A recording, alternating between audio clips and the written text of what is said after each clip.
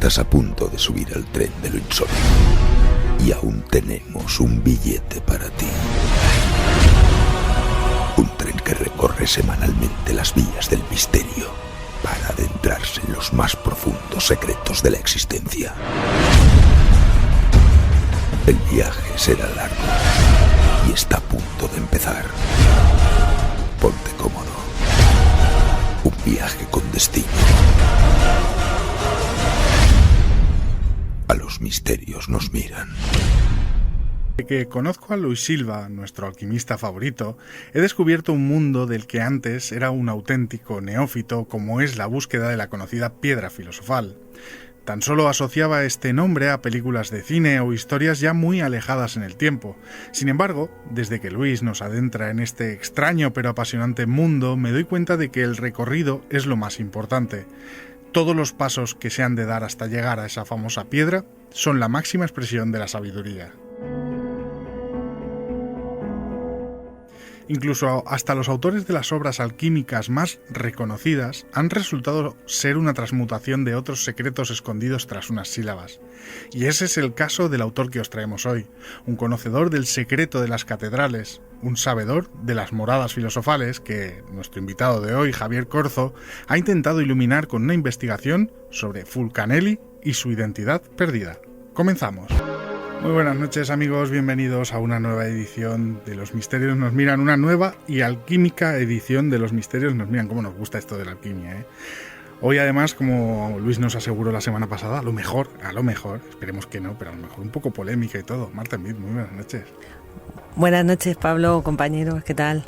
Me encanta a mí también las noches alquímicas, junto a Luis, y esta noche junto a nuestro invitado Javier Corzo, ¿no? El enigma y el mito de quién fue realmente Fulcanelli, ¿no? Sigue vivo ese mito, el considerado gran alquimista del siglo del... ¿Por qué su figura es tan importante y trasciende en el tiempo? Yo creo que hoy tenemos dos grandes expertos como son Javier Corzo y Luis Silva, que van a desvelarnos quién era Fulcanelli y por qué es tan importante para la alquimia y para este mundo, digámoslo así, sobre ese misterio de las catedrales, que es un mundo totalmente espectacular. Porque fíjate, Pablo, déjame decir una cosa. Esas miradas que nosotros tenemos a las catedrales, entrar dentro y ver a veces esos capiteles, ¿no? Esas cosas tan extrañas, esa visión cambió gracias a gente como Fulcanelli. Y hoy aquí vamos a desvelar, quizás, quién fue. Simplemente una cosa, una nota que tiene en su libro Javier Corzo, nos dice en uno de sus prólogos de Fulcanelli, no es profeta en su tierra. Claro, si decimos que es francés y no es profeta en su tierra, ¿quién sería?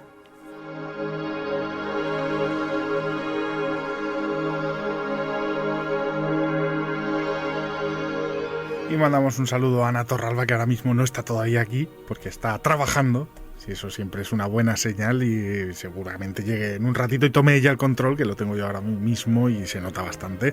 Y os recordamos que hoy tendremos nueva sección de Marta, que no le hemos preguntado, pero luego ya lo comentaremos cuando la segunda parte del programa, nueva sección, y además también estrenaremos el nuevo disco de Lenda Artafra y lo escucharemos también. Así que nos vamos a escuchar La Voz de las Tinieblas y comenzamos. Javier Corzo Sánchez nace en Sevilla y allí cursa estudios de ingeniería química. Aunque su vida profesional se ha desarrollado en el campo de la industria, desde muy joven se interesa por la investigación de misterios históricos y de las ciencias ocultas, con un enfoque que pretende que sea riguroso y científico. Es autor de libros como La enigmática firma de Colón, La Sevilla de Mañara y El origen de la masonería, y el trabajo del que nos hablará hoy, La identidad de Fulcanelli.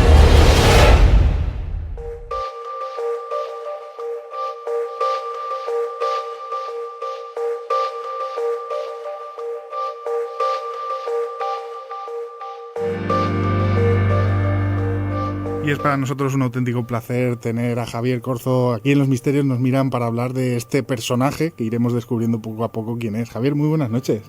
Muy buenas noches. Un auténtico placer tenerte aquí para hablar de Fulcanelli. Yo te voy a hacer la primera pregunta. Yo soy un auténtico neófito del tema de la alquimia y de Fulcanelli prácticamente más. ¿Quién es lo que se sabe oficialmente de Fulcanelli?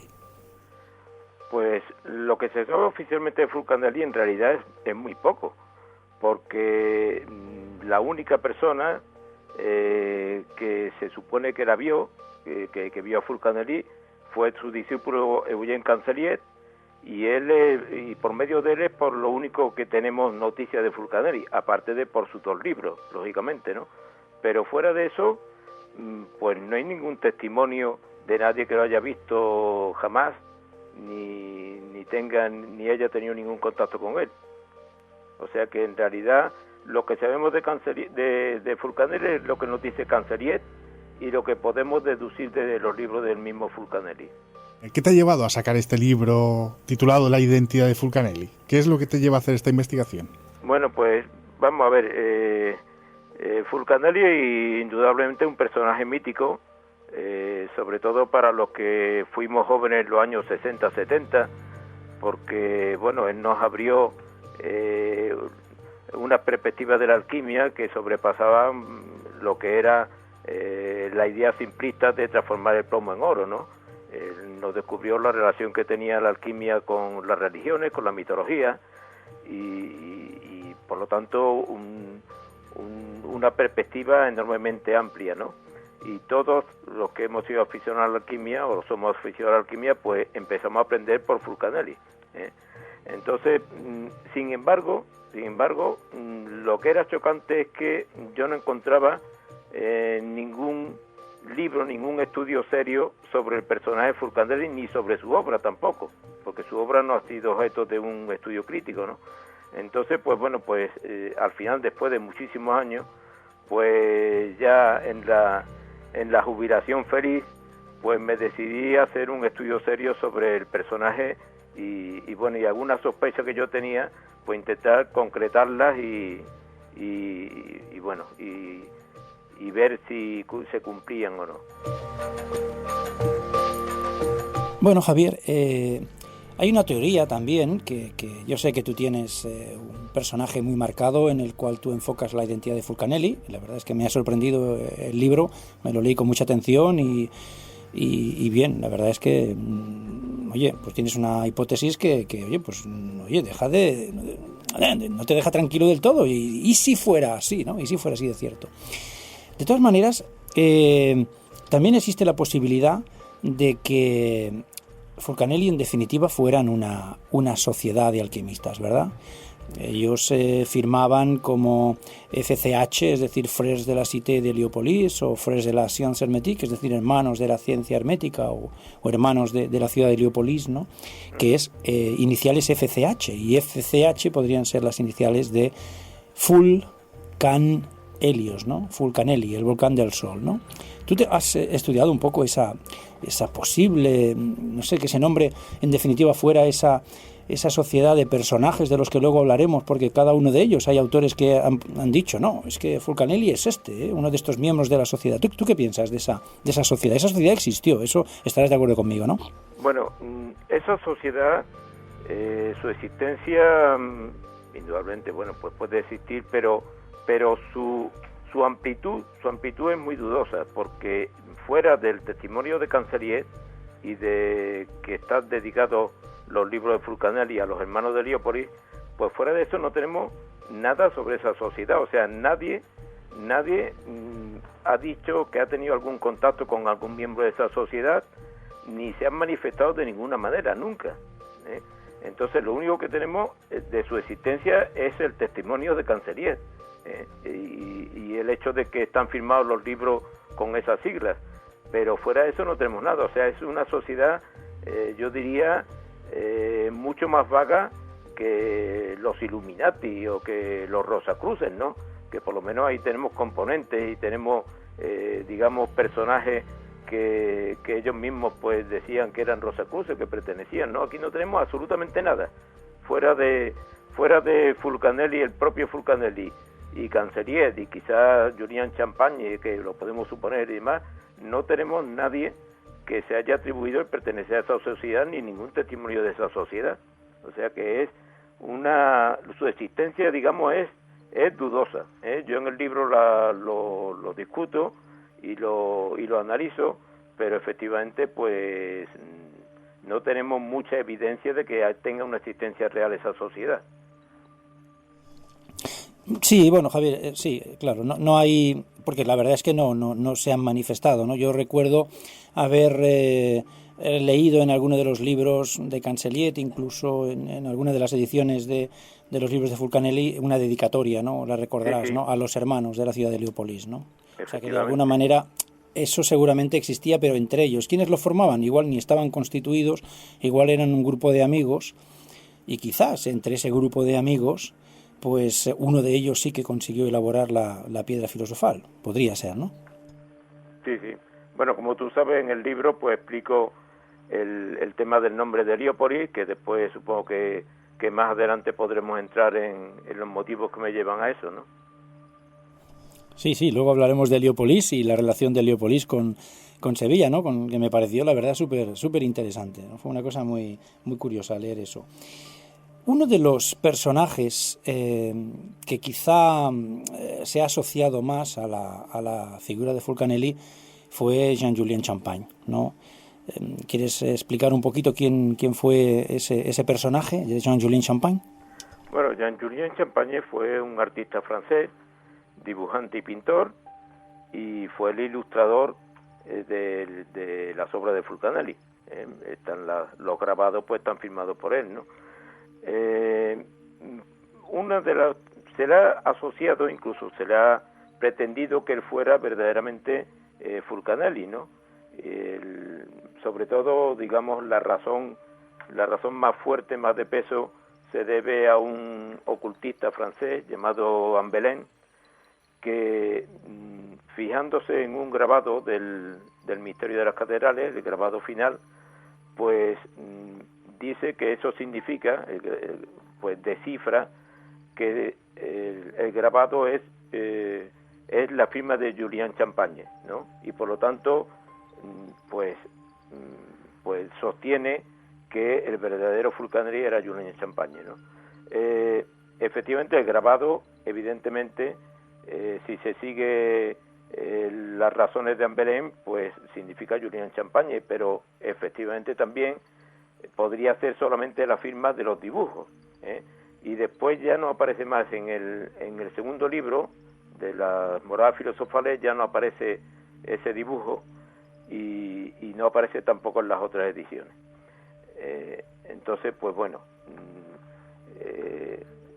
la verdad es que Julien Champagne era un ocultista conocido, escribió libros bajo su mismo nombre, o sea que el seudónimo de Fulcanelli no parece muy razonable, porque no tenía ninguna necesidad de ocultarse, porque él no se ocultaba como ocultista. El ser descendiente de los Valois, pues seguramente sería cierto, ¿no? Entonces Pierre Dujols, pues estudió Bellas Artes, lo mismo que hizo Jean-Julien Champagne y Cancelliet, estudió en Marsella y era pues un gran aficionado o experto en ocultismo, y en cierto momento fue a París y montó allí una librería que se llamaba la Librería de lo Maravilloso, en la cual pues sobre todo pues editaba obras de esoterismo y de alquimia, ¿no? Era de una edad pues superior a Champagne y a Cancelliet, y incluso superior al personaje que yo identifico después como Fulcanelli, ¿no?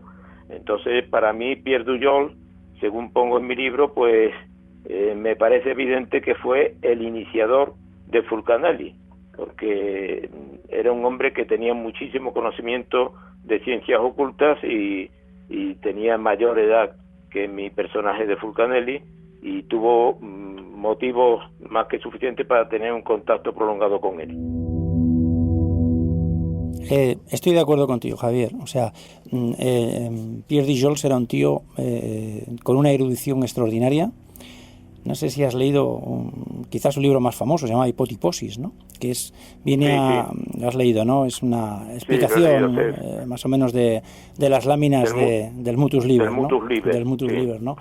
Y donde dice alguna cosa o algún regalito, pues precioso, ¿no? Como dice que si sabes atrapar en un frasco de vidrio un rayo de sol, pues eres una persona afortunada, ¿no? Y además dice que el procedimiento, dice, es científico más no poder, o sea, es atrapar de alguna manera la energía divina en un matraz, ¿no? Es un personaje realmente, creo yo, extraordinario, sabía muchísimo de alquimia y estoy de acuerdo contigo, seguramente es un personaje anterior a la figura de Fulcanelli y seguramente podría ser su iniciador, vamos, me inclino... El estilo de Dujol es bastante parecido al de Fulcanelli, desde luego, lo que no pasa con Champagne ni Cancelier tampoco, ¿no? Cancelier tiene un estilo, una forma de escribir muy distinta a Fulcanelli, ¿no? Pero los estilos de Dujol y de Fulcanelli tienen bastante parecido. ¿Por qué crees que Fulcanelli se escondía detrás de un seudónimo? Bueno, pues una vez descubierto el personaje, según lo hago en mi libro, pues está claro el porqué. Era una persona, digamos, pública, que tenía una nivel social y muy importante, y que no podía porque en aquellos tiempos era casi impensable, no podía, digamos, admitir ni verse relacionado con unos temas que en aquellos tiempos pues era poco más o menos que demoníacos, ¿no? En la cultura de principios del siglo XIX, ¿no? O mejor dicho, del siglo XX, ¿no? En los 1900. Entonces, claro, una vez descubierto el personaje, se aclara mucho por qué necesitaba el seudónimo, ¿eh? Lo que no es el caso como hemos dicho, con Champagne o con Cancelier o con tantos otros que se le ha atribuido. Bueno, acabas de hablar de Eugène Cancelier, otro personaje que le afirma ser discípulo directo de Fulcanelli, y también hay quien le atribuye pues que en realidad era él el Fulcanelli, ¿no? Aunque sí sabemos que, según dice él, que de alguna manera él revisó los textos, que le llegaron los textos y él los revisó. Y luego hablaremos del tercer texto que seguramente revisó y que no nació, que no vio la luz, que ese también está muy relacionado con Sevilla, pero lo dejamos para más adelante. ¿Tú qué crees de la figura de Eugène Cancelier? ¿Qué piensas de él? Bueno, Eugène Cancelier, yo creo claramente sí que fue discípulo de Fulcanelli.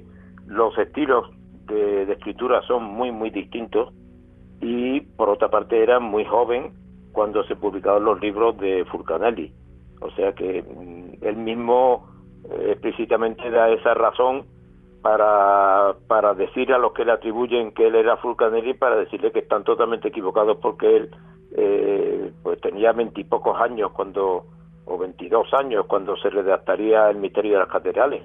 Y es un libro que indudablemente la madurez de ese libro no tiene nada que ver con la de un muchacho que prácticamente estaría aprendiendo, ¿no? Y efectivamente los estilos pues de escritura muy muy muy diversos, ¿no? Entonces,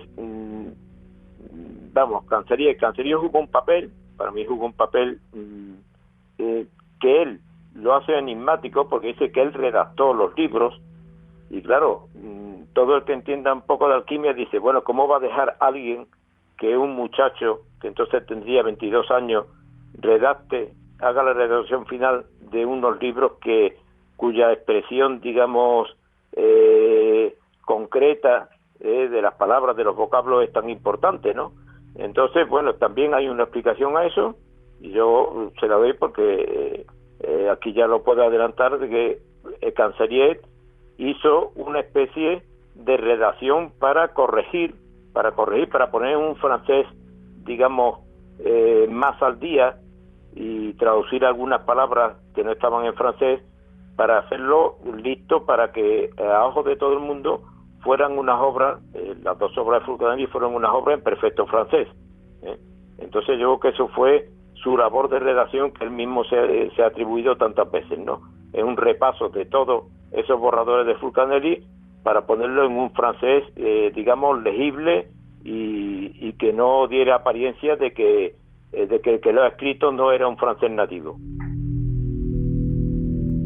Hablando de los libros de Fulcanelli, ¿es cierto que Fulcanelli tenía intención de publicar una tercera obra? ¿Y qué quería dejar en este libro que no se llegó a publicar? Sí, estamos hablando de Finis Gloria Mundi, que es la tercera obra. Sí, yo creo que tenía efectivamente la intención de publicarla, y la evidencia es que en las segundas ediciones de los libros pues se publican unos fragmentos de ese. Canzarier dice que no lo dice explícitamente, pero lo da a entender que era el tercer libro de Fulcanelli. Ese tercer libro pues no versaba sobre alquimia, versaba sobre temas escatológicos, sobre temas apocalípticos, cosa que es un poco extraña, porque aunque en los textos alquímicos muchas veces hay figuras, digamos, macabras, ¿no? Se habla de la putrefacción, se habla de la muerte de la materia y demás, pero el tema puramente apocalíptico no se trata casi nunca. Y sin embargo, el tema del Finis Gloria Mundi claramente era un tema apocalíptico. Ahí los trozos que tenemos son el que se publicó con el Misterio de las Catedrales, que es el capítulo de la Cruz de Hendaya, y después otros pocos fragmentos que se hicieron en las moradas filosofales. Pero sí, la intención era clara. Lo que pasa es que por alguna razón que desconocemos, pues yo la desconozco, pues porque no se acabaron, ¿no? Pudo ser que bueno, la vida del verdadero Fulcanelli, pues la verdad es que pasó por unas peripecias en esa época que no la hacían muy factible la tranquilidad de hacer su tercer libro, ¿no? Pero quizá hubo otras razones por el cual no los acabó. Siguiendo con estas pistas que estamos yendo en busca de esta posible identidad de Fulcanelli, he visto que en el libro haces un fantástico trabajo de análisis de los prólogos de los libros de Fulcanelli, ¿no? Entre otras perlas que me he encontrado, que me han llamado muchísimo la atención, es que dices que no es profeta en su tierra. ¿Qué te dice a ti esto y qué más pista podemos encontrar en estos prólogos sobre la identidad de Fulcanelli? Sí, los prólogos de Canzarier, pues supongamos que son de Canzarier, es discutible, algunos han discutido que sean de Canzarier, pero bueno, supongamos que sean de Canzarier. Los prólogos son muy ilustrativos, sobre todo el prólogo a la primera edición del Misterio de las Catedrales y el prólogo a la segunda edición. En este que tú mencionas, efectivamente, pues entre otras palabras enigmáticas, un prólogo no llega a 2 páginas, pues entre otras palabras enigmáticas, pues bueno, dice entre otras cosas que Fulcanelli ha desaparecido ya hace algún tiempo, y dice esa frase de nadie es profeta en su tierra. Bien, entonces esa frase puede tener 2 lecturas. Puede estar hablando de un francés, de un nativo francés, de que ha tenido precisamente que exiliarse y así se debe la desaparición de Fulcanelli, o bien puede estar hablando de alguien que en su digamos patria nativa o donde está nacionalizado, pues no podía publicar sus libros y ha tenido que venir a Francia para hacerlo. Entonces se puede interpretar de las 2 maneras, pero ahí está insinuando de una manera bastante clara de que Fulcanelli y Francia no han estado siempre unidos. O bien ha tenido que emigrar de Francia, o bien ha sido un nativo no de Francia que ha tenido que ir allí a publicar. Sí, la verdad es que una de las cosas que más me hizo pensar de tu libro fue esa revisión que hace Cancellier. O sea, Cancellier revisa textos que resulta que son de un maestro. Bueno, ¿cómo puede un discípulo corregir o revisar los textos de su maestro?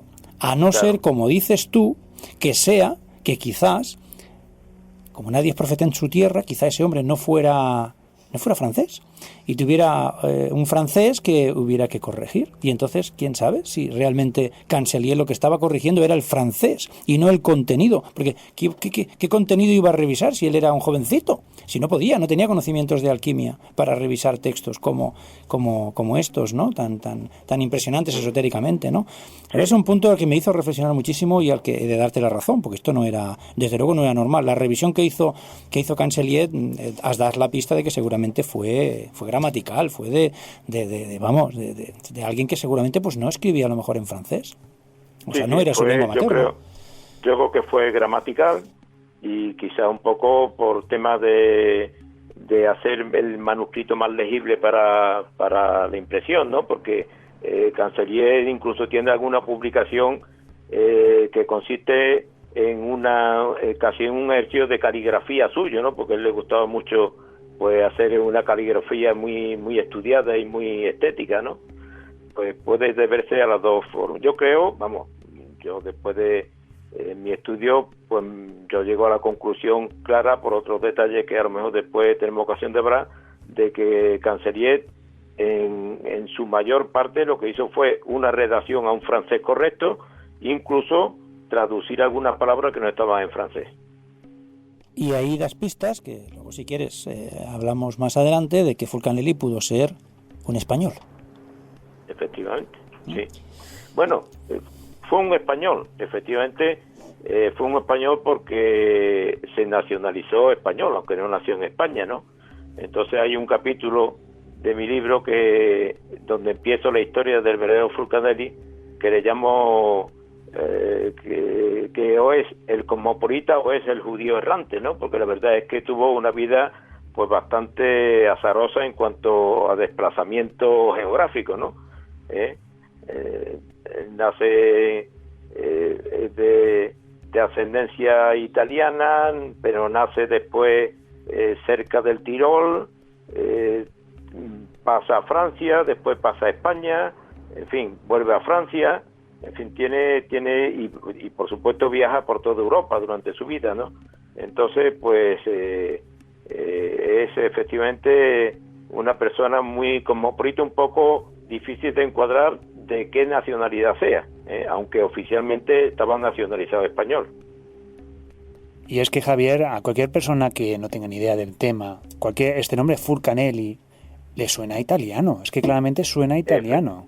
Efectivamente, eso es algo que me sorprende de que nadie, digamos, se haya fijado o haya analizado por qué suena italiano, porque yo desde la primera vez que lo vi, ya te hablo desde hace 40 años, que me parece que fue la primera vez que leía Fulcanelli, digo, bueno, pues este debe ser algún italiano, pero efectivamente no se ha analizado bien eso, ¿no? Entonces, ahí ya explico en mi libro que Fulcanelli, sí admitimos la forma italiana, Fulcanelli significa literalmente hijo de Fulcanello o procedente de Fulcanello, tanto hijo como procedente puede ser, y Fulcanello significa el pequeño Fulcano.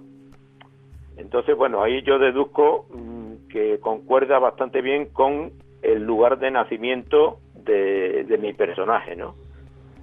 Ahí le dedico 2 o 3 páginas para mostrar la total concordancia que hay de ese seudónimo con ese lugar de nacimiento.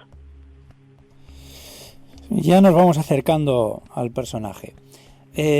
¿Sabes? Bueno, eres conocedor de que hace unos años se editó un Finis Gloriae Mundi. ¿Qué opinas de ese Finis Gloriae Mundi? Bueno, para mí es claramente una falsificación, o sea, eso no ni por el estilo ni por nada, para mí tiene nada que ver con Fulcanelli, absolutamente nada. Yo no me atreví ni siquiera a comprarlo, lo ojeé bastante, lo ojeé varias veces, pero vamos, me parece que para cualquiera, digamos, que haya leído a Fulcanelli, cualquier conocedor de alquimia, pues ese libro no tiene ningún valor, vamos, ni el más mínimo valor. No sé si soy demasiado rotundo, pero la verdad es que es lo que pienso. No, vas... bueno, mira, voy a contar una historia. Mira, en el año 1999, con motivo del aniversario de, me parece que era el nacimiento de Cancelliet. Se hizo un congreso en París. Sí. Y bueno, yo me apunté, estaban allí los grandes de la alquimia de la época entonces, dando conferencias, Patrick Rivière, en fin, había diversos personajes, ¿no? Y entonces estaba la hija de los 3 hijos, me parece que tuvo 3 hijas, Cancelliet, y si no recuerdo mal, pues supongo que todavía vive, ¿no? Me parece que es Beatriz, creo que se llama, si no recuerdo mal, su hija Beatriz. Se quejó públicamente ante todo el Congreso de que se aprovechara la figura de su padre, se aprovechara la figura del Congreso en concreto para, mira qué casualidad, surgir ese libro, ¿no?, del Finis Gloriae Mundi, que una vez leído, a mí, pues la verdad, que quieres que te diga, como alquimista que ha leído textos clásicos de alquimia, la verdad es que me desilusionó bastante, ¿no? Y yo recuerdo que Beatriz dijo que ella había tenido de pequeña el Finis Gloriae Mundi escrito, que lo tuvo en sus manos, que se lo puso su padre en sus manos, que se lo leyó y que no tenía nada que ver con ese Finis Gloriae Mundi. Por tanto, estamos ante seguramente alguien que se aprovechó de ese congreso para editar, justo hacer una campaña de publicación, aprovecharse de ese congreso a la figura de Jean Cancelliet y a ver si vendía libros, ¿no? O sea que en principio... Pues muy probable, muy probable. Pero vamos a hablar porque, en fin, tú de Sevilla sabes mucho. Y en Sevilla hay un cuadro que se llama Finis Gloriae Mundi. ¿Nos hablas del cuadro? Sí, el cuadro pues es un cuadro que está en la iglesia de la Hermandad de la Caridad y es de Valdés Leal y hace, digamos, pareja con otro cuadro que se llama In Ictu Oculi. Entonces, en estos 2 cuadros, bueno, el Finis Gloriae Mundi se ha reproducido bastante y supongo que lo conoceréis. Pues nada, ahí se reproduce una especie de panteón o tumba, en la que hay 2 sepulcros con 2 cadáveres ya en curso de descomposición, incluso se ven sus insectos y sus gusanos y demás, ¿no? O sea, un tema bastante macabro y que se ha tenido siempre como un ejemplo del arte realista en España, ¿no? Bueno, y arriba, en la parte superior de la composición, pues hay una mano con una balanza que se supone que simboliza pues el juicio final, ¿no? El juicio final de la persona que muere, ¿no? Bueno, pues ese cuadro, pues indudablemente tiene una simbología pues muy transparente, ¿no? Es pues el desprecio, digamos, de todo lo mundano, de todo lo que nos sucede durante la vida y la necesidad, pues, de atender al espíritu y a las cosas de lo alto, podríamos decir, ¿no? Y que eso es, digamos, lo valioso y lo que vale, ¿no? Porque aquí, pues, todo cae al final en polvo y dura muy poco, ¿no? Ese es el simbolismo, digamos, clásico, como simbolismo alquímico, pues algunos lo han relacionado efectivamente con el simbolismo de la putrefacción. Yo hago un estudio bastante largo de ese cuadro en otro libro mío que se lo dedico al estudio de la Hermandad de la Caridad, que es una hermandad muy curiosa que fue fundada por Miguel Mañara, el que algunos tienen como que personificó el mito de Don Juan, y que Miguel de Mañara era un caballero de Calatrava, y los caballeros de Calatrava, la orden de Calatrava, fue la que acogió los templarios cuando los expulsaron de Francia, y los propios templarios de España pues se refugiaron cuando fue prohibida la orden de los templarios, se refugiaron todos en la orden de Calatrava. Incluso la orden de Calatrava después dio origen a una orden también en la que se refugiaron muchos templarios, que fue la Orden de Cristo en Portugal. Pero vamos, la orden de Calatrava efectivamente es seguro, es histórico que fue el refugio de los templarios. Y en la Iglesia de la Caridad, pues en la bóveda de entrada hay precisamente el lema templario, el famoso non nobis domine non nobis, etcétera, ¿no? Pues ahí está el signo templario. Entonces, yo en el estudio que hago de la Hermandad de la Caridad, pues establezco una línea bastante clara entre los conocimientos templarios y los conocimientos tanto alquímicos como escatológicos, ¿eh? Y yo creo que todo el tema de Fulcanelli ya veremos que el personaje fue un hermano también de la Hermandad de la Caridad en su estancia en Sevilla, pues yo creo que todo el tema apocalíptico lo tomó Fulcanelli o lo aprendió de la Hermandad de la Caridad de Sevilla, y ese fue el que inspiró su proyectado tercer libro.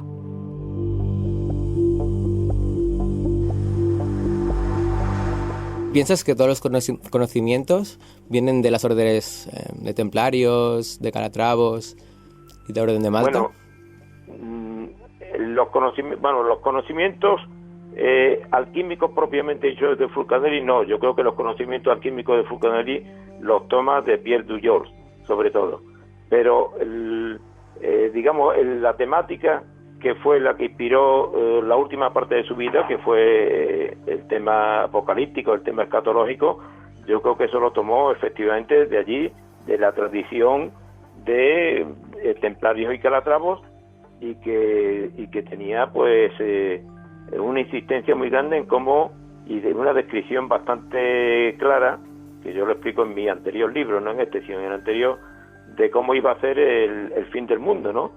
Y Fulcanelli, tanto en el capítulo de la Cruz de Endaya, como en los últimos capítulos de las moradas filosofales, cuando estudia el obelisco de Dan Martín Sutilló, pues está en perfecto acuerdo con la forma en que se expresa ahí en los cuadros de la Hermandad de la Caridad cómo va a ser el fin del mundo, que era de una manera extraña, porque se sostenía que iba a ser mediante una vuelta, como un vuelco del mundo, que el norte se iría al sur y el sur sería al norte, ¿no? Entonces, bueno, ahí yo en el libro ese anterior me parece que lo explico bastante claramente de dónde venía esa tradición y en qué base científica podría tener hoy. Bueno, Javier, vamos a acercarnos un poco más a la figura de Fulcanelli, o quién podía ser este personaje. Los hermanos de la ciudad de Heliópolis, allí en el Egipto antiguo, y un modelo quizá en Sevilla de Heliópolis. Hay un barrio que se llama Heliópolis. ¿Cuándo nace este barrio, Javier? Pues vamos a ver, es un tema muy curioso para el sevillano, sobre todo. Para el que no sea sevillano, por lo mejor como interés, digamos, por la rareza de la ciudad, pues a lo mejor pues no le importa tanto, ¿no? Pero si tú preguntas a algún sevillano, o por lo enterado que esté de la historia de la ciudad, no te sabe decir por qué se llama Heliópolis. Hay un barrio en Sevilla que se llama Heliópolis, pero nadie te podrá decir por qué se llama Heliópolis. Algunas razones, algunas explicaciones son claramente pues falsas y muy posteriores a la fundación del barrio. Y entonces ese barrio de Heliópolis se hizo a principios del siglo XX, a principios de los años 20, a principios de los años 20, en el año 1910 o algo así, pues empezó a formarse, una expansión de Sevilla por la zona sur, que curiosamente veo que es totalmente paralela y copiada de una expansión que se estaba haciendo, de un urbanismo que se estaba haciendo en la verdadera Heliópolis, en la Heliópolis de Egipto. Es decir, el Heliópolis de Egipto, pues sabemos que fue durante el periodo faraónico una ciudad dedicada prácticamente al como su nombre indica, ¿no? Dedicada al sol, y estaba destinada pues a estudios astronómicos y al culto solar. Bien, pues esta ciudad fue prácticamente destruida porque sus principales monumentos se llevaron a Alejandría, a Roma, y después pues la mayoría del resto de los mármoles y de las piedras pues se utilizaron para edificar la ciudad del Cairo, que está está a 2 kilómetros. Entonces, pero en los años 20 como la situación del Heliópolis de Egipto era muy turística, tenía unas condiciones turísticas pues bastante atractivas, pues hay una empresa privada que compra la zona, la urbaniza y la hace pues una zona de alta, de residencia de alto standing, ¿no? Diríamos ahora. Entonces ahí construye un aeropuerto, un aeródromo se diría para ajustarme a lo que sería entonces, ¿no? Un aeródromo, un hipódromo, también un estadio, y por supuesto pues todas las instalaciones pues eran pues villas o chalets de alto standing, ¿no? Bueno, pues precisamente lo que se hace en Sevilla es exactamente un poquito años solo posterior a lo que se hizo en la Heliópolis de Egipto, pues se hace en la expansión de la zona sur.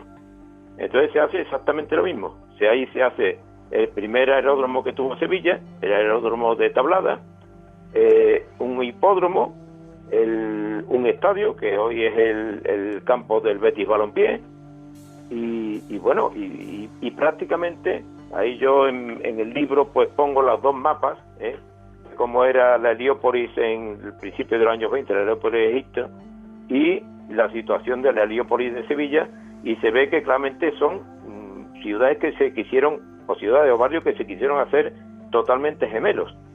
Entonces, pues esa es la razón que yo veo evidente de que se llame Heliópolis, es que además eso, digamos, el nombre de Heliópolis se le puso oficialmente en 1930, eso sí se puede consultar en la hemeroteca, pero no se da ninguna razón, o sea que es seguro que se llamaba Heliópolis desde bastante tiempo antes, y claro, hay una cosa con mi personaje, hay una cosa muy curiosa, que es que precisamente el personaje que yo identifico como Fulcanelli residió en Heliópolis durante la mayor parte del tiempo que estuvo en Sevilla, casi, pues fueron varias épocas, una primera época que duró casi 10 años y después de la guerra civil pues otra época que duró casi otros 10 años, o sea que residía en Heliópolis, y yo creo que esa fue la razón de que los libros de Fulcanelli pues aludieran al tema ese de los hermanos de Heliópolis.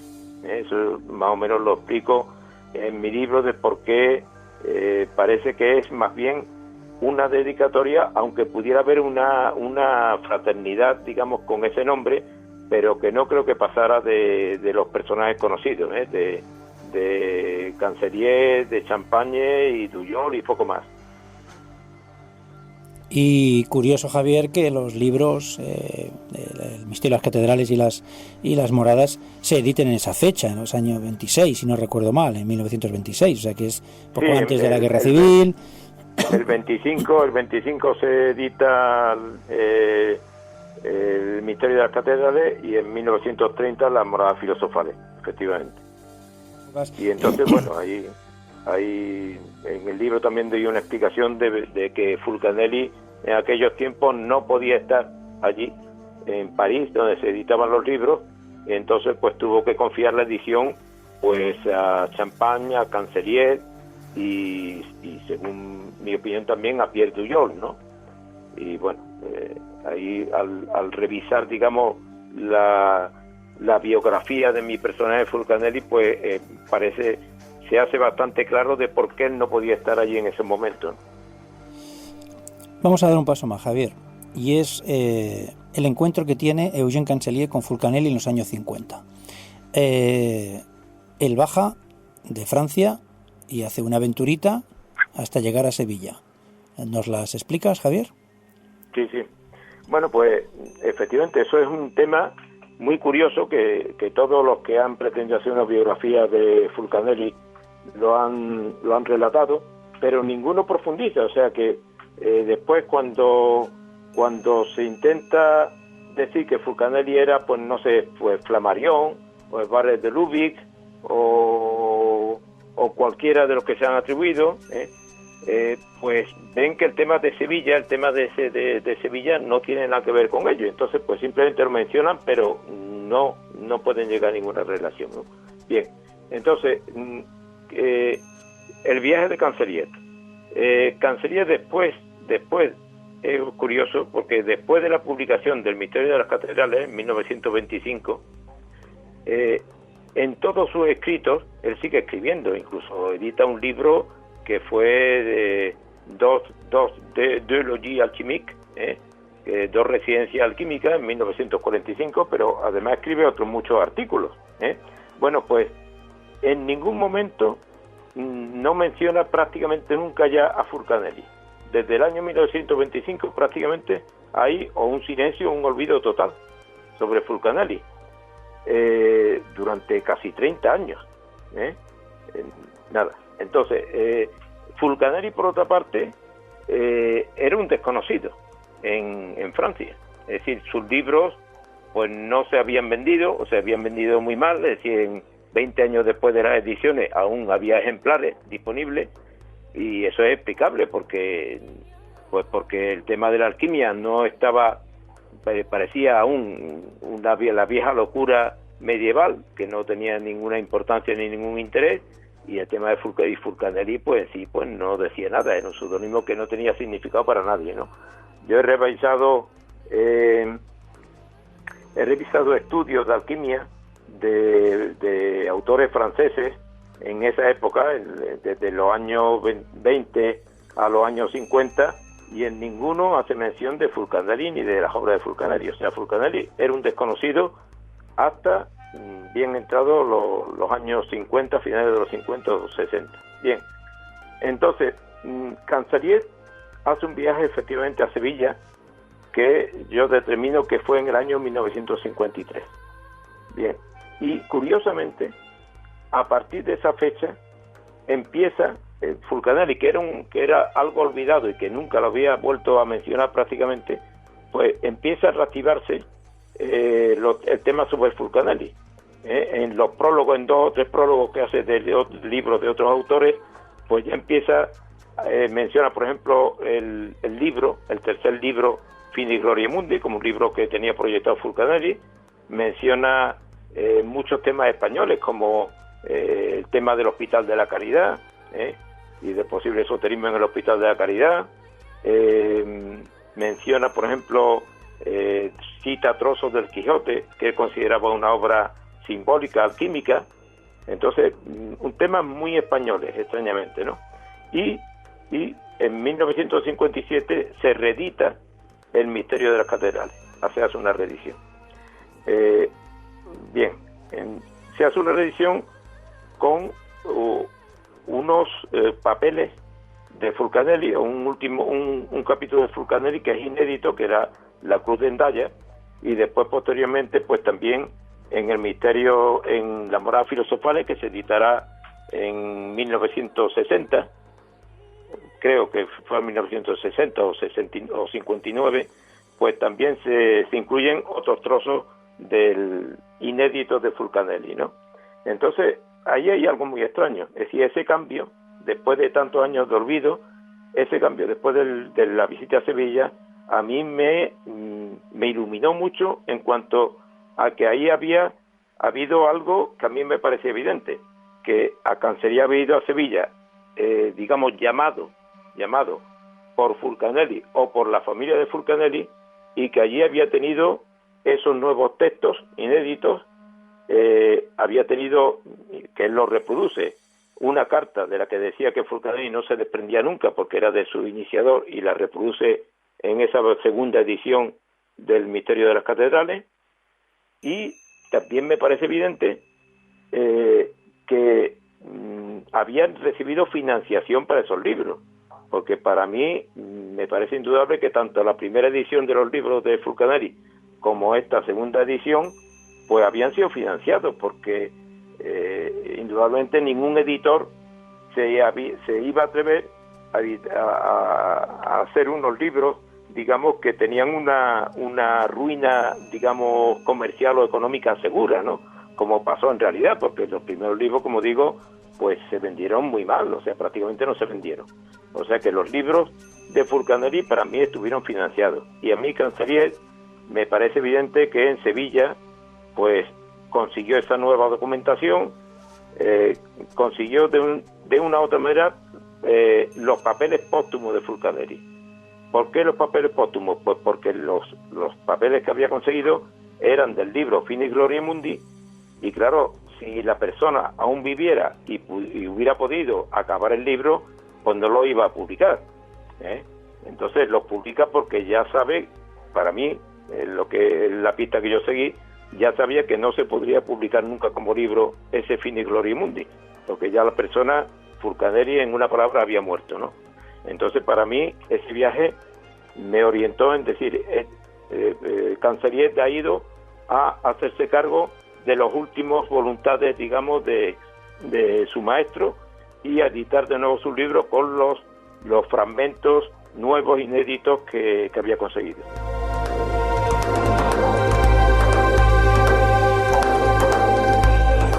Hola, soy Javier Sierra, autor de El Maestro del Prado y las pinturas proféticas, y mando un saludo muy cordial a todos los oyentes de Los Misterios nos miran. Hola, ¿qué tal? Soy Santi Camacho y esto es un saludo para nuestros amigos de Los Misterios nos miran. Que si los misterios nos miran, pues ¿qué le vamos a hacer? Porque nosotros a fin de cuentas también los miramos a ellos.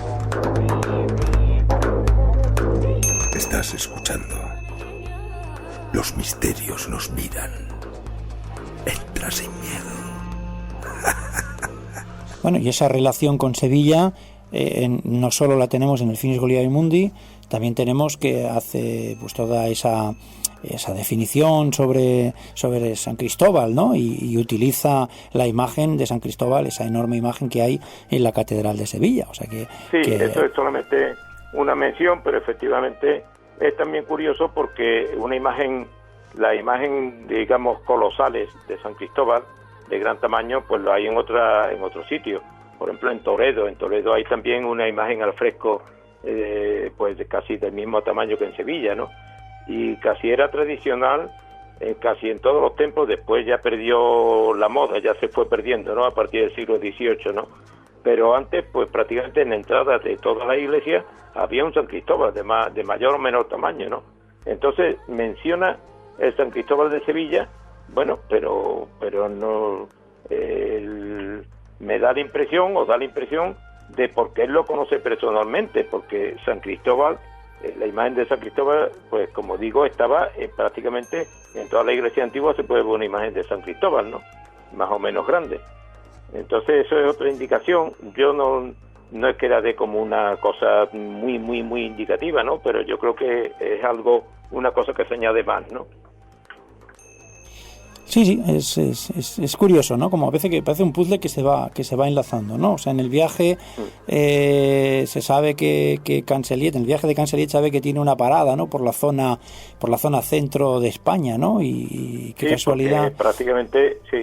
Porque prácticamente era imposible en aquellos tiempos. Estamos en el año 53, ir en automóvil desde Madrid a Sevilla en una sola jornada, tal como estaban las carreteras y la comunicación en aquel tiempo, ¿no? Entonces eso coincide con que efectivamente Cancelliere dice que reside, hace noche en una especie de casa de campo que no tenía luz eléctrica y demás.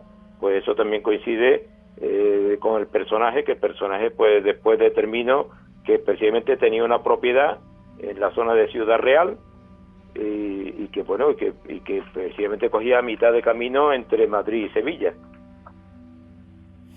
Javier, tenemos, cuando Cancelliere vio un objeto que podemos desvelar que es el toisón de oro. ¿Qué tiene que ver la orden del toisón de oro y el toisón de oro con este presunto personaje que data tu hipótesis que es del libro? Porque recordemos que la orden del toisón de oro es una orden que se inició en la Borgoña en el siglo XV y que se trasladó directamente hacia España a través de los grandes maestres que fueron los reyes de España. ¿Qué tiene que ver lo que vio Cancelliere con la orden del toisón de oro y este toisón de oro? Cuéntanos. Bueno, el relato de Cancelliere efectivamente dice que ve a una mujer o una muchacha que lleva el toisón de oro. El toisón de oro, pues ya sabemos que es la joya, es el collar ese de oro con el con la figura del borreguito, de la piel de cordero, también todo de oro, y que da digamos, da la imagen a la orden, a esa famosa orden caballeresca, ¿no? Bien, entonces es una indicación extraña, extraña, porque el toisón de oro se daba a muy pocas personas. El toisón de oro, pues nominalmente solamente podía tenerlo 12 caballeros. Después ya se ha ido ampliando modernamente, yo creo que hay 20 o 20 y tantos, ¿no? Pero hubo un momento en que había incluso menos de 12, ¿no? En el siglo pasado hubo un momento en que había menos de 12 caballeros que tenían el toisón de oro, ¿no? Entonces solo podía darlo el rey de España, por supuesto, que era el gran maestre, y como digo, afectaba a muy poca gente. Pero curiosamente, pues en mi personaje Fulcanelli, pues tuvo el toisón de oro, se le consiguió el toisón de oro cuando vino a España, al poco tiempo de venir a España, porque él no nació en España, pero al poco tiempo de venir se le concedió el toisón de oro, de modo que coincide perfectamente con que lo que dice Cancelliere no fuera una fantasía gratuita, es decir, el toisón de oro como podía decir cualquier otra joya, sino él verdaderamente vio el toisón de oro, porque la familia poseía el toisón de oro de Fulcanelli. Exacto, Javier, porque es que hasta Isabel II de Inglaterra, que fue la primera mujer que recibió el toisón de oro, anteriormente todos eran hombres los que habían recibido el toisón de oro. Por lo tanto... Sí, adelante. Sí, efectivamente. Sí, efectivamente. Me parece que la primera mujer que recibió el toisón de oro, me parece que fue de manos de Juan Carlos I. Yo creo que anteriormente, bueno, sí, naturalmente Isabel II y la regente pues tenían que ser, en sustitución del rey de España, tenían que ser las que hacían el oficio de gran maestre, ¿no? Pero los caballeros no podían ser mujeres, hasta que el rey Juan Carlos pues rompió esa tradición y le concedió el toisón de oro a una mujer. No me acuerdo ahora mismo el nombre, pero fue la primera vez que hubo una mujer en la orden del toisón de oro. Por lo tanto, estamos hablando que ese toisón de oro correspondía a un hombre. Correspondía al padre de familia. Para mí, al padre de familia no podía corresponder a una mujer nunca. Bueno, Javier, se nos está acabando el tiempo y bueno, yo creo que, claro, si desvelas, particularmente, ¿no? Te digo que si desvelas el personaje parece que la película ya la has visto, ¿no? Entonces, sí. Yo creo que los lectores pues tienen en sus manos la posibilidad de tener en sus manos este libro, editado por Círculo Rojo.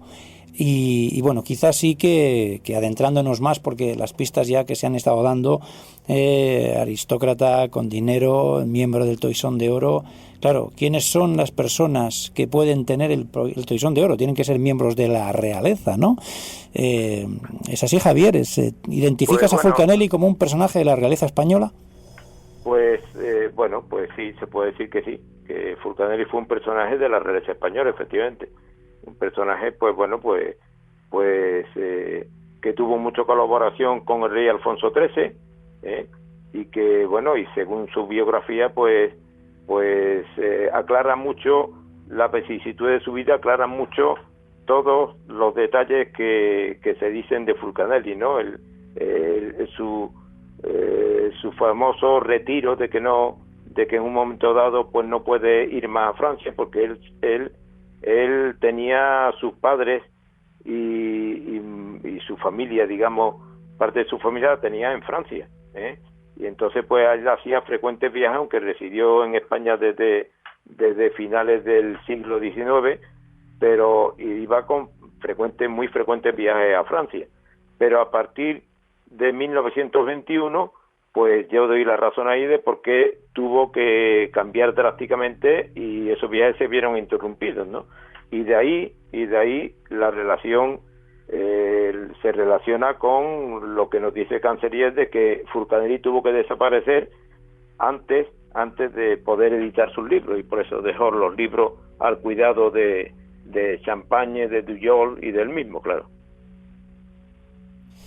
Bueno, Javier, pues yo creo que ya has dado muchas pistas, has dado nombres y bueno, y sí que para los que nos estén escuchando, aconsejar la lectura del libro, porque yo creo que de lo que se sabe o de lo poco que se sabe de Fulcanelli, haces muy bien de alguna manera encajar las piezas del puzzle, y es una hipótesis que la verdad que seguro que no deja indiferente a nadie, y bueno, y se va a aprender también mucho sobre la figura de Fulcanelli.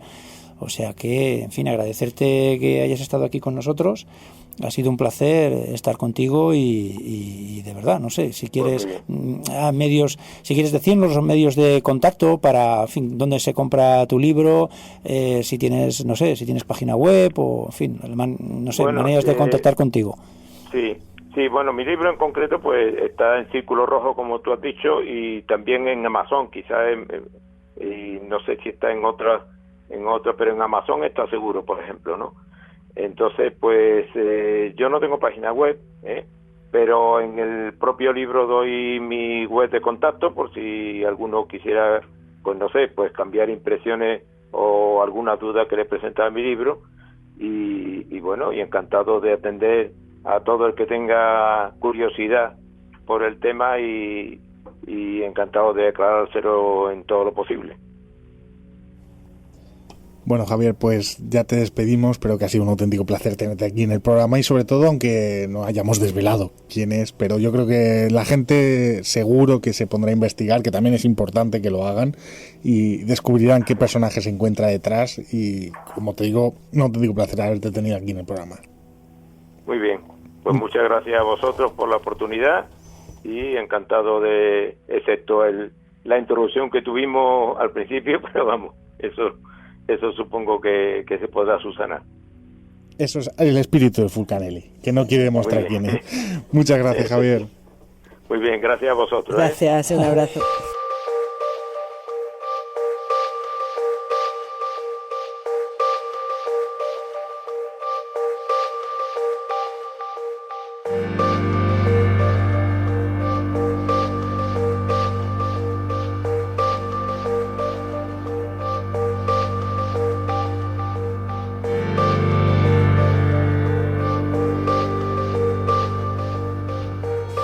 Bueno, pues hemos escuchado a Javier Corzo, que nos ha hablado sobre la identidad de este tal Fulcanelli, que ya digo que, aunque no hemos desvelado el personaje, hemos quedado muy cerca, así también la gracia de que la gente indague un poco y descubra quién hay detrás, que se puede sorprender bastante, como se sorprendió Luis cuando nos lo explicaba, nos sorprendimos todos, pero poco más podemos añadir. Ahora sí que nos vamos a hacer un cambio de tercio total y vamos a conocer uno de los primeros temas del grupo Lenda, Artabra, siempre lo voy a decir mal. Marta Masafred le mando un saludo, y a todos sus compañeros también, de este nuevo disco, Noites de Lenda. Y vamos a escuchar el primer tema, y la semana que viene o la otra iremos escuchando más temas, y nos vamos también con ese nuevo estreno de la sección de Marta. Venga.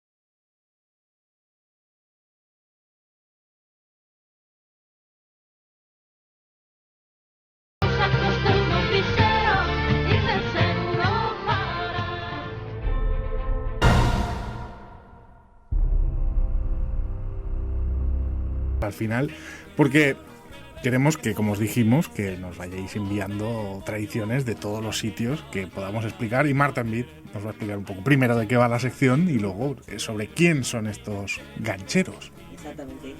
Bueno, vamos a bautizamos esta noche lo que es una nueva sección que se llama Tradiciones Ancestrales. Y como bien has comentado, no solamente tienen que ser de España, es decir, de la península ibérica. Todo aquel que quiera ponerse en contacto con nosotros a través de la página web del programa o las redes sociales y quieran explicarnos una fiesta, una tradición, o cualquier tipo de folclore relacionado con el sitio donde viva y quiera que en esta sección lo expliquemos con todo lujo de detalles y la gente conozca todas esas tradiciones que están un poco olvidadas, pues aquí nosotros las cogeremos y las explicaremos para darles voz, porque yo siempre pienso que muchas de estas tradiciones se van a perder, están olvidadas, y aunque en un momento determinado se puedan celebrar una vez al año en todos los pueblos o ciudades o países de España y del mundo, llega un momento que puede que se pierdan. Entonces aquí lo que vamos a hacer es cogerlas, explicarlas para la gente y de cierto modo pues se van a quedar ahí en un rinconcito para que todo el mundo pues en un momento determinado pueda escucharlas. Y sí, esta noche vamos a hablar de los gancheros, más concretamente de los gancheros del Alto Tajo.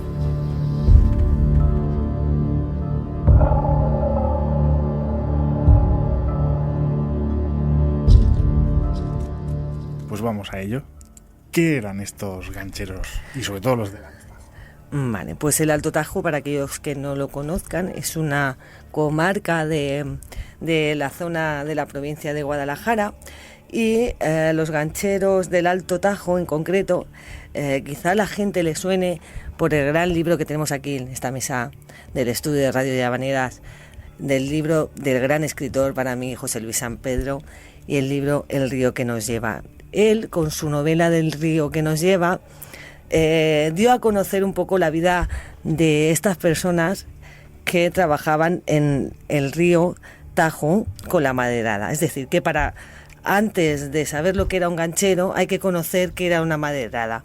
Y una maderada era no solamente los troncos que se utilizaban para trabajar, sino las personas que trabajaban en esos troncos. Quiero decir que un ganchero eran las personas que transportaban esos troncos a través del río. También se les llamaba un poco los que llevaban los rebaños de troncos.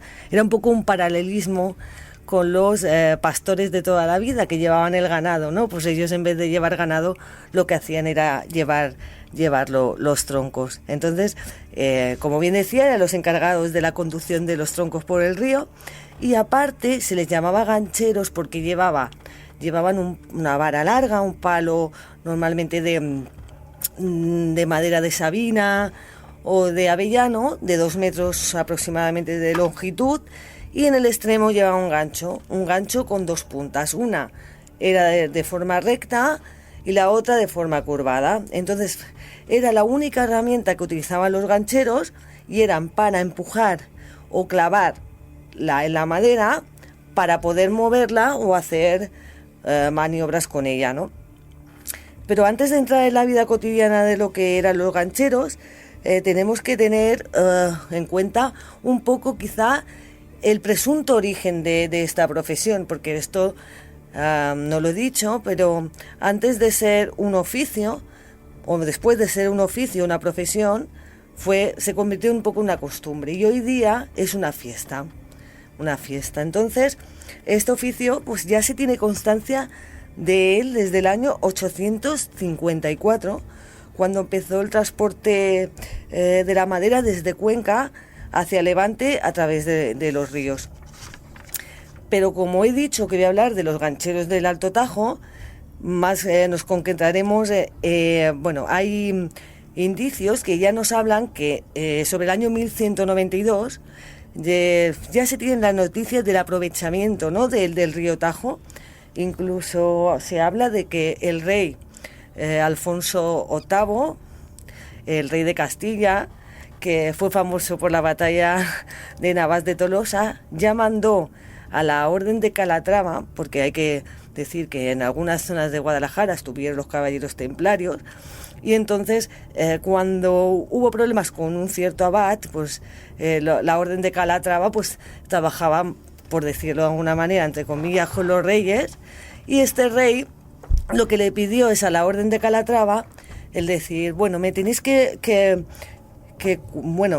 salvaguardar la frontera del río Tajo de nuestros enemigos, ¿no? Y entonces la Orden de Calatrava siguió pues la ley, la orden del rey, y entonces estaban en un pueblo que se llama Zorita de los Canes, que es un pueblo bastante conocido en Guadalajara, y entonces por esta labor lo que hizo el rey es decir, cuando los gancheros, porque lo explicaré más adelante, pero empezaban la ruta de echar los troncos en la parte de Guadalajara, en un pueblo que se llama Peralejo de las Truchas, y entonces el recorrido final era Aranjuez, en Madrid. Entonces, en ese periodo, los gancheros, cuando llegaban a Aranjuez, tenían que pagar un diezmo, tenían que pagar por esa conducción fluvial, por un comercio fluvial. Entonces, lo que hizo el rey es cogerle a los gancheros el dinero de los diezmos y dárselo como recompensa a la Orden de Calatrava por cumplir las órdenes de vigilar la zona del río. Y aparte también les regaló el castillo de Alcañiz, quiero decir, que vamos, salían con bastante beneficio, ¿no? Pero además, más cercano en el tiempo, también hubo otro rey, el famoso Felipe II, que hemos hablado aquí muchísimas veces de él. Encargaba, porque toda la madera venía del Alto Tajo, empezaba por lo menos en el Alto Tajo.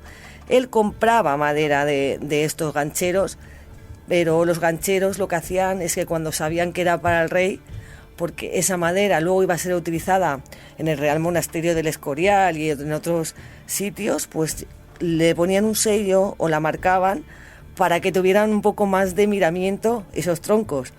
Más que nada porque era por el rey, ¿no? Entonces lo que hablamos es que estamos hablando que era un transporte fluvial, que era el más importante, la fuente más importante de riqueza en la comarca, y los gancheros pues con las maderadas, que ya hemos dicho que eran las maderas, y aparte ellos mismos como trabajadores se les llamaba así, de transportaban en cada viaje, imaginaros, entre 10.000 y 100.000 palos. Es decir, que no estamos hablando de algo que son 20 palos y ya está, ¿no? Entonces, el contrato de estos gancheros era proporcional a las piezas que transportaban, ¿no? Entonces, estamos hablando que como mínimo, cuando se empezaba la temporada de las maderadas, como mínimo había 100 personas trabajando y unos 1.000 hombres. Es decir, imaginaros la cantidad de personas que tenían que trabajar en estas jornadas, ¿no? ¿Cuándo se iniciaban los trabajos de gancheros? Es decir, no era un trabajo estacional, en el sentido de que no era un trabajo de todo el año, sino ocupaba unos ciertos meses, ¿no? Entonces, en febrero o marzo empezaba con el deshielo, pues ya se empezaba la crecida de los ríos, era cuando ya se ponía en marcha la campaña y se tiraban las maderas al río. Entonces, de ahí viene un gran refrán que dice: marzo con sus marzadas se lleva las maderadas. Eso es un refrán del Alto Tajo que hace, pues menciona al oficio de ganchero, ¿no? Entonces, tiraban los troncos porque primero se tenían que talar, que eso era unos meses antes, luego se dejaban secar, se descortezaban, es decir, que había un proceso anterior a ese de marzo, que se empezaba a finales del invierno, en los meses de invierno, sobre diciembre, y luego en marzo pues ya se tiraban los troncos al agua. Cada tronco podía tener hasta 12 metros de longitud. Estábamos hablando de que se necesitaban muchísimos hombres, que estamos hablando que eran de 12 metros de longitud cada pieza, y que, imaginaros el río Tajo, que es un río bastante ancho, pero imaginaros que ocupaban los troncos una vez en el agua 30 kilómetros en el río. Es decir, imaginaros la cantidad de troncos que puede abarcar 30 kilómetros de ríos, ¿no? Como bien decía, el trayecto de echar los troncos al agua empezaba en Guadalajara, en la provincia, en un pueblo que se llama Peralejo de las Truchas, hasta Aranjuez, como yo decía, ¿no? Entonces, ese periplo de trabajo, este oficio tan duro, solía durar 5 o 6 meses, ¿no? Luego de ahí, pues los gancheros en sí eran los encargados de transportar la madera, y en su inicio se dice que era gente de baja extracción, ¿no? Social, es decir, hace siglos los gancheros no era una profesión en sí, sino era la peor gente que podía encontrarse, pues se dedicaba a esto, no era como un agricultor no, eran gente. Se hablaba incluso de muchos moriscos que trabajaban en las maderas, ¿no? Aunque con los siglos, pues los gancheros empezaron a ser gente de la zona, pues gente de Cuenca, gente de Guadalajara. Se hablaba incluso que venía gente del sur de España a trabajar de ganchero, del norte de España también. Y entonces, imaginaros, como bien he dicho, era un transporte o un trabajo temporal, pero imaginaros que tenemos que tener en cuenta que era un trabajo mal pagado, con una alta peligrosidad, porque imaginaros que la mitad de los gancheros no sabían ni nadar, es decir, que era algo que lo pasaban bastante bien. La virulencia de las corrientes de agua, el terreno intrincado que hay por la parte de Guadalajara es bastante notable, la climatología, allí siempre lo he dicho, creo que cuando hablé del libro de Huerta Pelayo, los inviernos son extremos, muy extremos.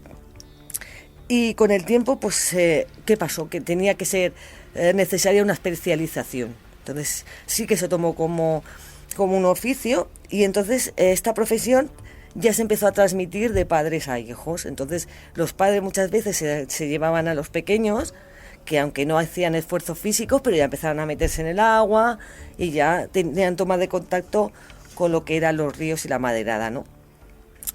El destino final, como he dicho, era Aranjuez, ¿no? Y era sobre el mes de agosto cuando llegaban, ¿no? Entonces la distancia que habían recorrido desde que habían empezado hacía 5 o 6 meses en Peralejo de las Truchas era de 400 kilómetros.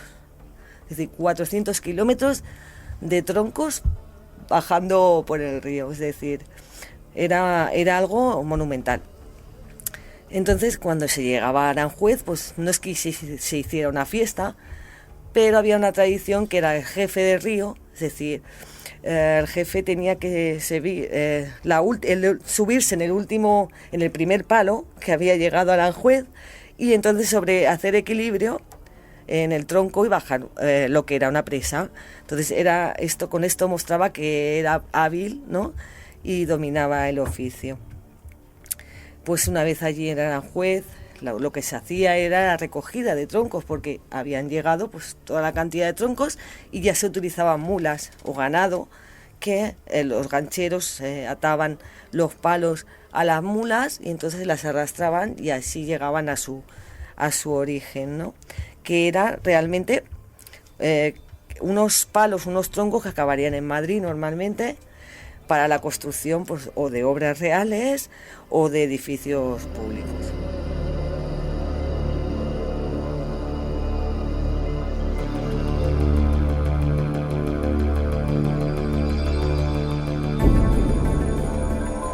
Bueno, Marta, una cosa. Bueno, debía ser durísimo ese viaje de 400 kilómetros en 5 o 6 meses, ¿no? Imagínate, y luego dormir por ahí a la serena, a la buena de Dios, ¿no? ¿Cómo bajaba esta gente los troncos? Es decir, se construían balsas, ¿no? Es decir, de alguna manera debían, no sé, como... Había una modalidad que sí que se construían balsas, es decir, 3 o 4 palos, y entonces a cada extremo se le ataba lo que eran las cuerdas y se subían en ellos y hacían como balsas. Pero en esta modalidad del Alto Tajo no había balsas, era de uno en uno, a no ser que tuviesen que subir a uno por algo y entonces ellos mismos lo hacían, pero no era lo habitual hacer balsas en los que son los gancheros del Alto Tajo, que decir, con mayor dificultad todavía más. Es decir, en este canal que hemos hablado que había 30 kilómetros de troncos, en el medio sí que dejaban como un pequeño canalillo, un pequeño espacio, donde ellos estaban a lo mejor en el centro para moverlos, porque a veces se quedaban atrancados, es decir, que había una serie de circunstancias que impedían también hacer balsas de 3 o 4 y subir encima de ellas. Sí, Marta, se tiene constancia porque, claro, incluso por la noche supongo que pararían, ¿no? De alguna forma pararían este ganado en forma de madera, digamos. ¿Qué pasaba con él? ¿Seguía su curso? ¿Ponían unas barreras para que no continuara? ¿Qué hacían? Ellos lo que hacían era parar el tráfico, entre comillas, de estos troncos, los atrancaban y hacían noche siempre. Es decir, ellos trabajaban de sol a sol. Ellos no tenían días de fiesta, menos un día, creo que era, no sé si el Día del Señor, que es el único día que hacían una pausa y hacían fiesta. Ellos no descansaban durante la jornada que duraba la maderada. Entonces, lo que hacían era parar a dormir, a comer y todo eso, porque montaban como un campamento, ¿vale? Que luego, si más adelante, si queréis, os explico cómo funcionaba esa jerarquía del mundo de los gancheros.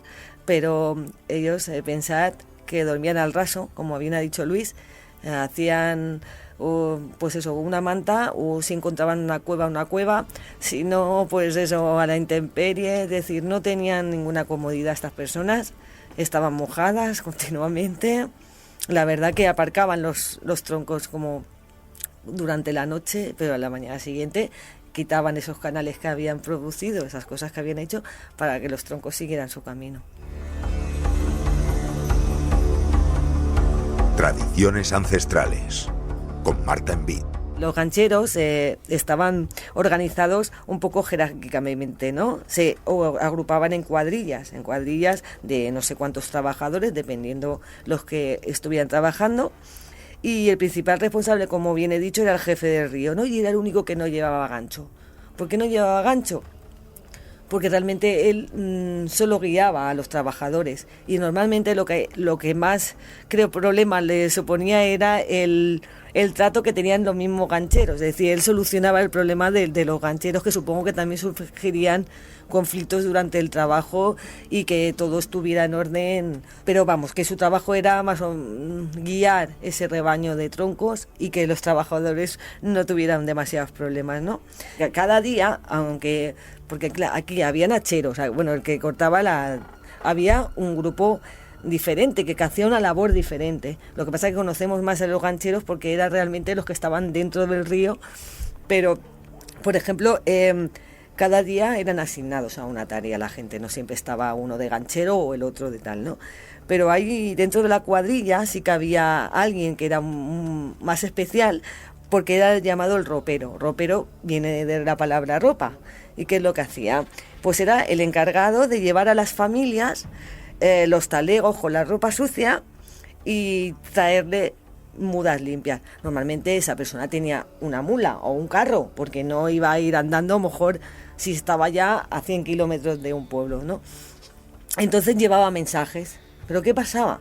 Dudo que según qué en épocas pudieran saber escribir o leer. Entonces la gente ya sabía cómo hacer un tipo de marca determinada para saber si la familia le pedía 10 reales es decir, que eran un poco mensajes encriptados, pero era la manera que tenían, pues, de ponerse en contacto con sus familiares gancheros, porque realmente eran 6 meses que no los podían ver, ¿no? Y era esa, la persona, el ropero era el enlace entre la familia y los gancheros, ¿no? Y bueno, pues como todo en esta vida, yo siempre digo, tiene su principio y tiene su final, ¿no? Entonces el gancherismo, pues llegó un momento que también, pues evidentemente, empezó a desaparecer o empezó su final. Y mucha gente quería pensar que era por los embalses, por los pantanos que se estaban empezando a construir. Entonces decían los gancheros que aunque construyeran pantanos, no tenía por qué desaparecer el oficio, porque ya estaba preparado para hacer un tipo de construcción para que siguieran pasando por ellos, ¿no? Entonces, realmente, aunque se pueda pensar que fue los embalses y las presas los culpables de la desaparición del ganchero, no fue así. Realmente creemos, porque tampoco hay tanta documentación al respecto, que fue realmente la Guerra Civil Española. ¿Por qué? Porque la Guerra Civil Española, el final del gancherismo, contamos que fue en el 1930, 1940 y algo, fue el periodo. Ese fue realmente su final, y es que muchos mozos gancheros fueron reclutados para la Guerra Civil Española, y además la contienda que trajo muerte, trajo guerra, pero también trajo un cambio, una evolución, y entonces el desarrollo tecnológico es lo que trajo. Y entonces, ¿qué pasa? Que empezaron a haber vehículos mecánicos, camiones, y empezaron a ver el ferrocarril. Entonces ya no necesitaban a gente que bajara. ¿Qué suponía esto? Más barato, ahorro de tiempo, ahorro de dinero y ahorro de mano de obra. Entonces al final fue el final de los gancheros. Sin embargo, este es el final, digamos, oficial de los gancheros, pero a día de hoy continúa la fiesta, continúa la tradición de que al menos un día, y en ese estuviste tú presente, se hace este oficio. Sí, pero quería decir antes que, aunque yo he dicho pues que la vida del ganchero era muy dura, muy mal pagada, también sabían divertirse aunque tuvieran solamente un día de fiesta. Es decir, y creo que José Luis San Pedro en su novela también lo deja de reflejar muy bien, que eran los gancheros que por la noche no trabajaban. Es decir, trabajaban de sol a sol, pero por la noche no. ¿Eso qué indicaba? Pues que si habían fiestas en los pueblos, pues ahí que se iban. Entonces allí habían pues mozas, ahí había vino, había aguardiente. Entonces tienen la fama de que les gustaba mucho divertirse a los gancheros, y eso es cosa natural, pero a los mozos de los pueblos eso no les hacía ninguna gracia, porque no es que les quitaran a las mozas, pero sí que evidentemente ellos no perdían el tiempo. Entonces es una anécdota curiosa y graciosa de que los gancheros también sabían divertirse de sobremanera, a lo mejor porque les gustaba, pues eso, las mujeres y el vino. Y bueno, pues eso, lo que me comentabas en la fiesta de la actualidad,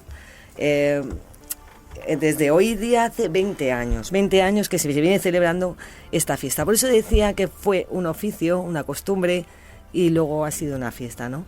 Porque, como hemos dicho, pues el ganchero desapareció como tal, como oficio, pero hay una celebración popular cada anual considerada de interés turístico provincial y regional, y es en la zona del Alto Tajo, evidentemente en mi zona de Huerta Pelayo, ¿no?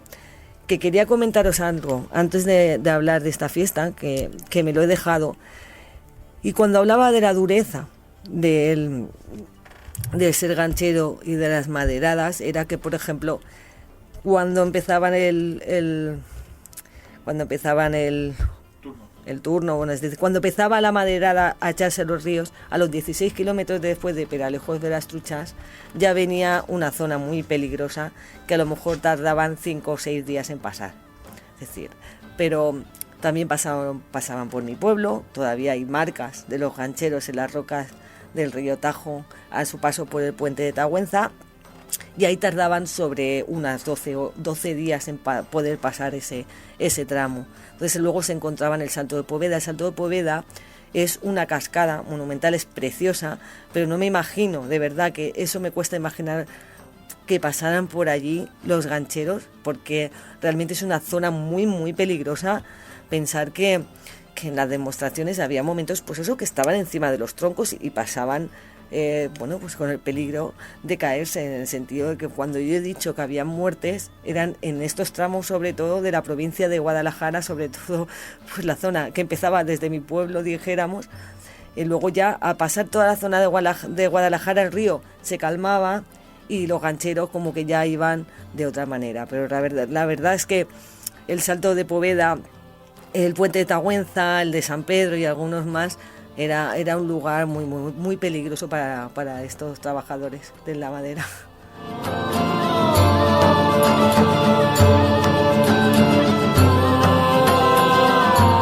Desde hace 20 años, como bien decía, la Asociación de Municipios de Gancheros del Alto Tajo fue creada en el año 1996.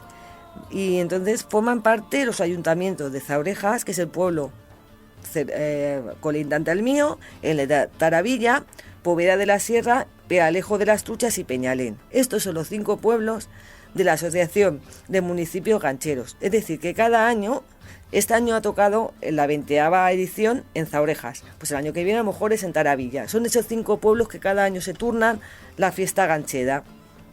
Y bueno, pues como bien decía, se repite todos los años y como eje principal es la suelta de troncos y el arrastre y el guiado posterior y sacar los troncos del río. Es una demostración que se hace, pues eso, te tiran, no sé, 20 o 30 troncos. Ellos sí que hacen balsas, la demostración que te haces es juntar 3 o 4 troncos atados con cuerda, se suben encima, que algunos no llegan al final porque están en el agua, pero ahí ves realmente la dificultad que tenía el caso, y lo bonito de la fiesta es que todavía sigan habiendo personas que amen esa tradición, porque seguramente sus abuelos o sus bisabuelos fueron gancheros, entonces todavía quieren ver que eso perdura, ¿no? Y entonces también para un poco, pues aparte de homenaje que dedicaron, pues es un poco una manera de dar a conocer el Alto Tajo. El Alto Tajo es precioso, maravilloso, yo qué voy a decir, pero es una manera de que la gente conozca. Acuden miles de personas a esta fiesta, es decir, que imaginaros allí las jotas castellanas, las mujeres vestidas de alcarreñas, el hombre con el típico traje de ganchero alcarreño, que era más o menos, yo siempre decía, es que los gancheros vestían como vestía mi abuelo, es que no había otra manera de vestirse, más que con el chaleco, la camisa. Lo único que diferenciaba eran las apalgatas, que eran como eran de un material de cuerda que se les agarraba muy bien los pies a los gancheros en el tronco para que no se cayesen, ¿no? Y bueno, pues eso, se dan rosquillas, se dan aguardiente, es un día, se hacen actividades como juegos, es un día muy, muy bonito, la verdad, ¿no? Y como he dicho, este último año se ha celebrado el último fin de semana en el pueblo de Zaorejas y bueno, pues se volvieron a revivir momentos únicos, mientras, bueno, pues los sentimientos estuvieron a flor de piel, ya te lo digo yo, no solo por mi parte, sino por todos los asistentes. Y bueno, una última cosa para finalizar ya esta sección de hoy, y es que por primera vez en una fiesta ganchera he visto a una chica montada en un tronco vestida de ganchera, algo que me llamó poderosamente la atención, que me alegró el alma, porque que aún siga, porque tú veías niños, es decir, veías un niño ganchero en el agua y veías a la persona de 80 años en el agua de ganchero, ¿no? Pero que viera una chica, para mí fue la monda. Yo animo a esa chica a que siga haciendo lo que hace, y si pueden hacerlo más chicas, mejor.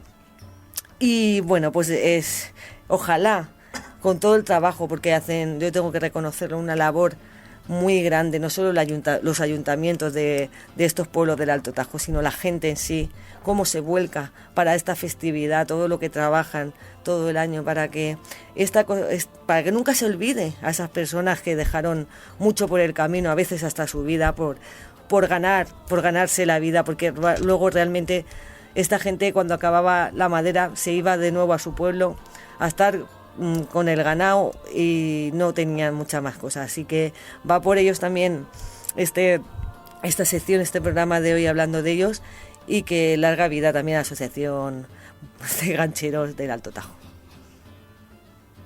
Desde luego que sí, Marta.